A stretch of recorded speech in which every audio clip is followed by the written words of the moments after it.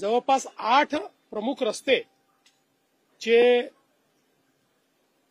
म्हणजे संभाजीनगरकडनं नाशिकला येणारे रस्ते असतील, नागपूरकडनं येणारे रस्ते असतील, धुळ्याकडनं येणारे रस्ते असतील, इकडे गुजरातकडनं येणारे रस्ते असतील, मुंबईकडनं येणारे रस्ते असतील, पारघरकडनं येणारे रस्ते असतील, असे सगळे जे रस्ते आहेत की ज्याचा जास्तीत जास्त उपयोग हा कुंभच्या काळामध्ये होणार आहे आणि प्लस काही अंतर्गत रस्ते देखील राष्ट्रीय महामार्गाकडे आहेत, अशा सगळ्या रस्त्यांच्या विकासाच्या संदर्भात आज ही बैठक झालेली आहे आणि माननीय गडकरी साहेबांनी जवळपास या सगळ्या रस्त्यांना तत्वतः आज मान्यता दिलेली आहे।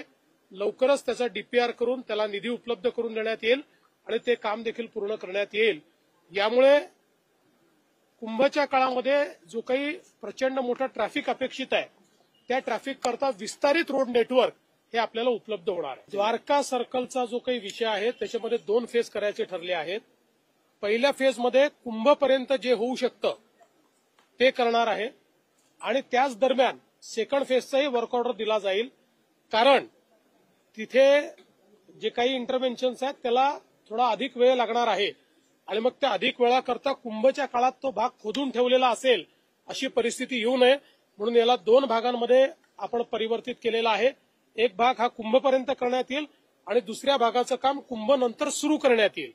यासोबत नाशिक रिंग रोडचा देखील विषय आज मंजूर झालेला आहे।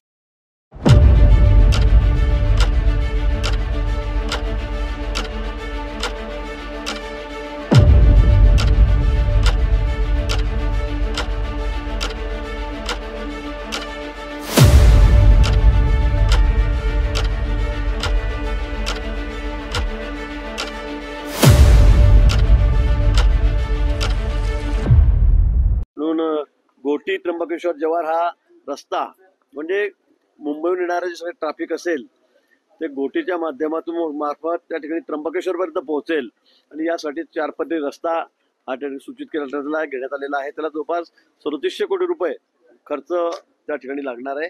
4 पदरी हा रस्ता त्या ठिकाणी होईल। तसंच नाशिक सिन्नर रस्त्याचा विस्तार हा सुद्धा आम्ही त्या ठिकाणी करणार आहोत।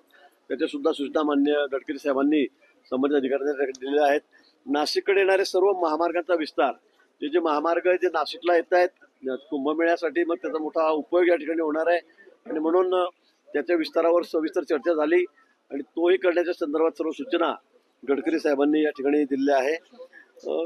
शहरातील नाशिक शहरातील वाहतूक कोंडी जी आहे ती सुटण्यासाठी ती टाळण्यासाठी द्वारका जंक्शन 10 मैल म्हणजे जो एअरपोर्टकडे जातो तो रस्ता, इंदिरानगरचा बोगदा या संदर्भामध्ये सुद्धा चर्चा झाली आणि तात्काळ इन्स्ट्रक्शन गडकरी साहेबांनी आणि मुख्यमंत्री महोदयांनी संबंधित अधिकाऱ्यांना या ठिकाणी दिलेले आहे। लेटेस्ट अपडेट्स और ताजा तरीन खबरों के लिए टीवी1 इंडिया लाइव को सब्सक्राइब कीजिए और नोटिफिकेशन पाने के लिए बेल आइकॉन को दबाना मत भूलिए।